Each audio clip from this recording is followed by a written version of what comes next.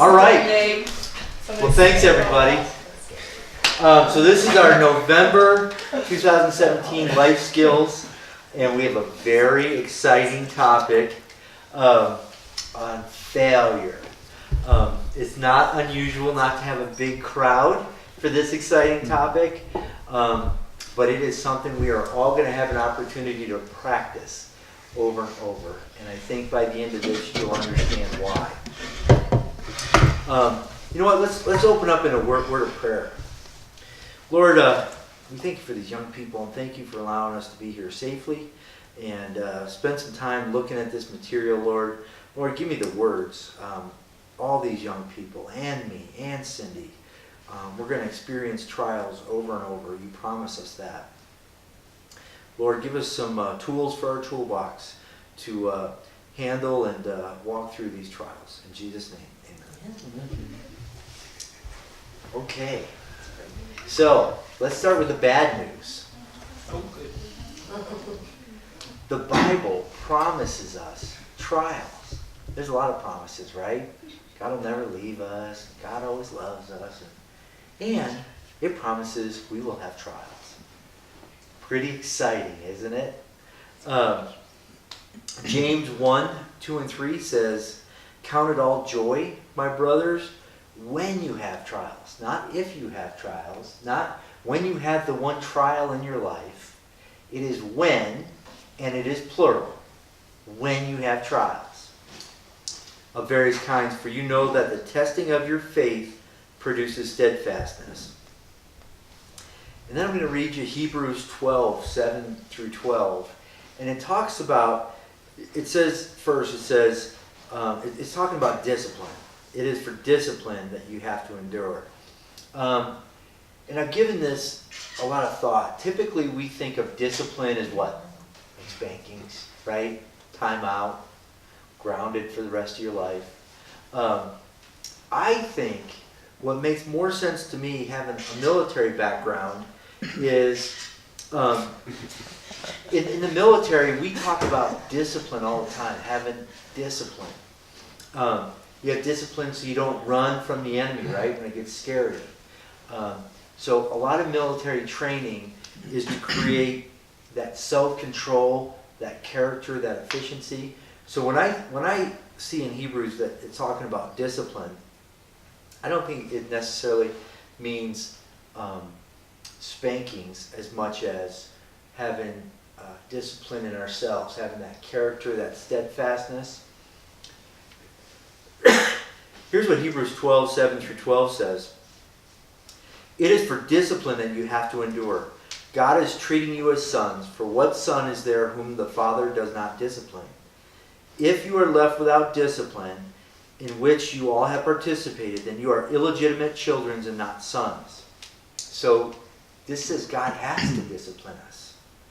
"Besides this, we have had earthly fathers who disciplined us, and we respected them. Shall we not much more be subject to the Father of spirits and live? For they disciplined us for a short time as it seemed best. But he disciplines us for our good, that we may share in his holiness. For the moment, all discipline seems painful rather than pleasant, but later it yields peaceful fruit of righteousness to those who have been trained by it." Then I like this. "Therefore, lift your drooping hands and strengthen your weak knees." So in the new version it says, "Suck it up, buttercup." Right? So we're going to have trials, and we're going to have discipline. And sometimes we have trials because we're being punished, right? Being straightened out for something. But do you guys recall why Job had his trials? Job had some major trials. Why did he have trials? It was all a test. Because he had great faith. Right. Because he was like superstar Christian. So Satan said he's only superstar because he's got it all good. So whammy, let's put him through some trials. So trials isn't always for bad. Sometimes it's because you're doing good things. Satan loves to attack those who do good. Exactly. So let's look at some notable, oh, excuse me, I'm getting ahead of myself. So let's make sure we know, for our purposes tonight, what is failure? Failure is anything that doesn't work out the way you want it. You didn't get the scholarship you put all your hope into. You didn't get the job you wanted to. Maybe there's a divorce, or sickness, or sick children, or wayward children. There's all kinds of trials. And Cindy and I are old enough. Everyone we know has some sort of trial. Mm-hmm. We all have our trials. And if it's not one thing, it's another. I mean, yeah. It can be financial, it can be your health. Yeah. It can be kids that aren't doing what you'd like to see them doing. Yeah. I mean, there's, job loss. Layoffs, and, all kinds of stuff. Nobody leaves this world unscathed. Here's a quote from Leadership Magazine. A guy named J. Wallace Hamilton says, listen to this. This is interesting. The increase in suicide, alcoholics, and even some forms of nervous breakdowns is evidence that many people are training for success when they should be training for failure. Failure is far more common than success. Poverty is more prevalent than wealth, and disappointment more normal than arrival. So when we go to the bookstore, there's sections and sections on success. We all want to talk about success. And if our topic tonight was the 5 ways to success, we'd have a bunch of people here. But when you go looking for a failure book, there's like 5 of them. Right? You go from a whole section in the bookstore to like a couple bucks. I went to Amazon, and you guys are welcome to do this. And in all categories at the top, I just punched in the word success, and I, did the search, hit the little magnifying glass. 300,000 books came up that had success. Now, could be different forms of success, whatever. 300,000. I put in failure, did the same thing. 80,000. Almost a 4-to-1 ratio. And of that 80,000, when I scrolled through them, some of them were like, failure in heating systems and things like that, right? There's just not much about failure. But what we're going to see tonight is the path to success always goes through failures. So that's why we need to talk about this topic. So, let's look at some notable failures. Beethoven, rather successful, would you say? Beethoven played the violin awkwardly. His teacher said his composition was horrible. By the way, he was deaf. And he produced some pretty good symphonies now, didn't he? Right? Talking about the king of failures. The Lincoln Monument is a monument to failures. Do you guys know his story? Good thing you guys are sitting down, because this is going to take a minute. Do you know how this goes, Keaton? Oh. He died from years ago. In 1816, his family's forced out of their home. In 1818, I'm gonna drop the 18. Just in 18, his mother dies. In 31, he fails in business. 32, he runs for state legislature, loses. 32, he lost his job, couldn't get into law school. 33, borrowed some money, went bankrupt. Spent the next 17 years paying off the bankruptcy. 34, ran for state legislature, won. 35, now you notice, these are like back to back. This guy, the monument is to failure. Overcoming failure. 35, he gets engaged. Sweetheart dies and breaks his heart. 36, he has a nervous breakdown. In bed for 6 months. Do you guys know all this stuff, right, about Lincoln? Of course not, right? Because it's not very fun to talk about all the failures. But it's overcoming all these failures. 43, runs for Congress, loses. 46, runs for Congress, this time he wins. 48, runs for re-election, loses. 49, seeks a job as a land officer in Illinois, rejected. 54, runs for Senate, loses.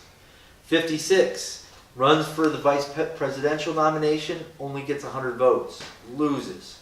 58, runs for Senate again, loses. 60, runs for president and saves America. And then in 64, he gets shot in the head. But in 1960, or 1860 rather, he saves the country. Where would we be today if we had a North and a South? Texas would have probably seceded. California probably would have seceded. We would not have the United States of America. That is a monument to overcoming failure. Thomas Edison.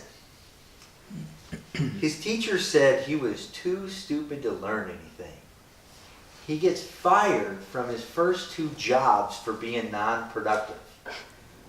Thomas Edison. Okay? He was once asked about his failures, and he says, I have not failed 10,000 times. I've only figured out what not to do 10,000 times. Some of his flops, he came up with an automatic vote recorder, which we actually use now. But when he came up with it, it didn't go anywhere. He came up with an electric pen. You all heard of the Edison electric pen? Not. The talking doll. The Edison Home Service Club. And the home projecting kinescope, which I believe was kind of like a precursor to the TV. All flops.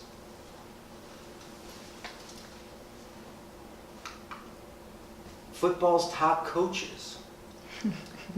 Tom Landry. Who did he coach for? Dolphins. Right. Tom Landry was Cowboys. Oh, that's right. Duh. Chuck Noll. Everybody know Chuck Noll? He was the Steelers of the 70s. Oh, well, of course you don't know. When the Steelers were dominant in the 70s. Bill Walsh, the 49er coach, who was one of my heroes.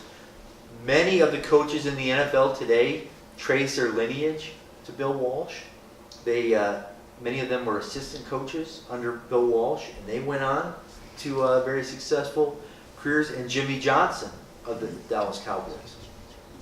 So Tom Landry, Chuck Noll, Bill Walsh, Jimmy Johnson, they account for 11 of the 19 Super Bowls.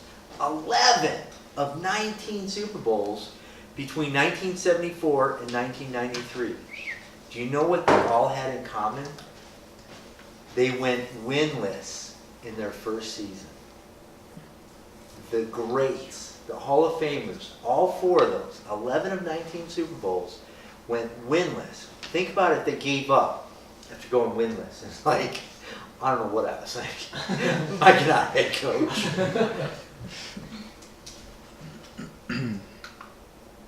What did this guy do? Apple. Who's got an apple? About half the room has an apple. He starts Apple in 1976. Do you know what happens in 1985? Apple fires him. Did you know that Steve Jobs was fired from Apple? And you know what he did after he got fired? He started Pixar. What is Pixar? Anna? You know what Pixar is? What? Pixar. Anybody? Oh, there's no hand. Peter, please. It's an animating studio. It's an animating. What they did? Toys, right? What are the other Pixar movies? What's that? Along with Disney partner. Now, right? But Steve Jobs, after he got fired, he started up Pixar. Steve Jobs goes on to say, I didn't see it then. Oh, by the way, he's rehired by Apple in 96. So what is that? 11 years? He was out in the desert for 11 years. His great Apple, fired. Then he comes back in 96. And what did we start getting after 96? Yeah, smartphones, right? iPods, iPads, smartphones. What if he had given up after being fired? Can you imagine how awful that would, how personal that would be? Starting Apple and then being fired. He'll go on to say in 2005 at a commencement speech at Stanford, I didn't see it then, but it turned out that getting fired from Apple was the best thing that could have ever happened to me. The heaviness of being successful was replaced by the lightness of being a beginner again. Less sure about everything, it freed me to enter one of the most creative periods of my life. How easy would it have been for him to crawl under a rock and just give up, right? And also, he died of like a horrible disease or I mean, so wealth does not mean you're gonna have this long, successful, happy Right? life. He died young. Yeah. Let's look at some Bible characters. John. You know, many people believe that John was Jesus' best friend. John refers to himself as the beloved. So many scholars believe that John was Jesus' best friend on earth. What happens when John is old? And I'll tell you, gang, when you get old, everything hurts. I used to fall down and bounce. Now I fall down and splat.